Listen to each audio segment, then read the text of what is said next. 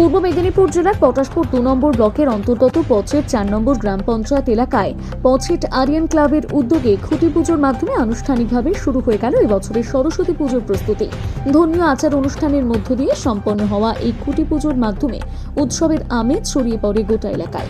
Club সূত্রে জানা গিয়েছে, এই সরস্বতী পুজো অনুষ্ঠিত হবে পচেটগড় রাজবাড়ির ঐতিহাসিক মাঠে। এবছর পুজো মণ্ডপের থিম রাখা হয়েছে পেতলের গর্ভগৃহ। হারিয়ে যেতে বসা গ্রাম বাংলার ঐতিহ্যবাহী পেতল শিল্পকে সাধারণ মানুষের সামনে তুলে ধরতেই এই ভাবনা নেওয়া হয়েছে বলে জানান ক্লাবের সদস্যরা।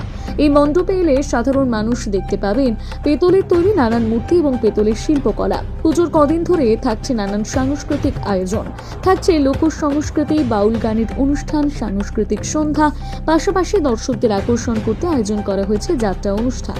সংস্থার পক্ষ থেকে জানানো হয়েছে, এবছরের সরস্বতী পুজোর মোট বাজেট ধরা হয়েছে প্রায় 5 লক্ষ টাকা। ক্লাব সদস্য, এলাকার সাধারণ মানুষ এবং শুভানুধ্যায়ীদের সহযোগিতায় এই পুজোর সাফল্যের সঙ্গে সম্পন্ন হবে বলে আশাবাদী উদ্যোক্তারা।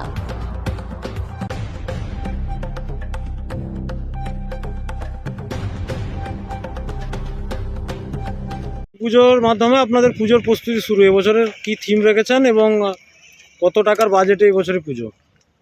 আমাদের প্রতি বছরের মতো এবছর আরিয়ান ক্লাব একটু নতুনভাবে নতুন সাজে আপনাদের সবার সামনে তুলে ধরছে।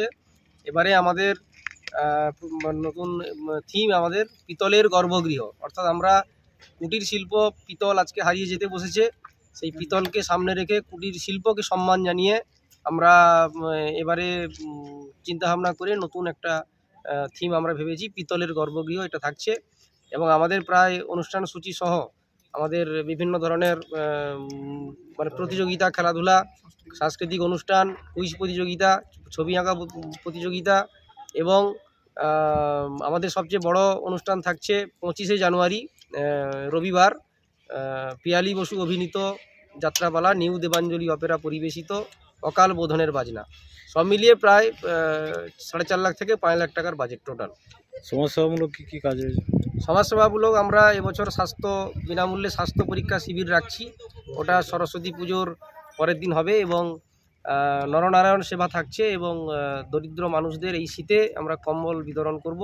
এবং সারা বছর আমরা বিভিন্ন কর্মকাণ্ডের সঙ্গে জড়িয়ে থাকি, সেটা এলাকার মানুষ জানেন এবং আরিয়ান ক্লাব সবার জন্য সবার কাছে থাকে।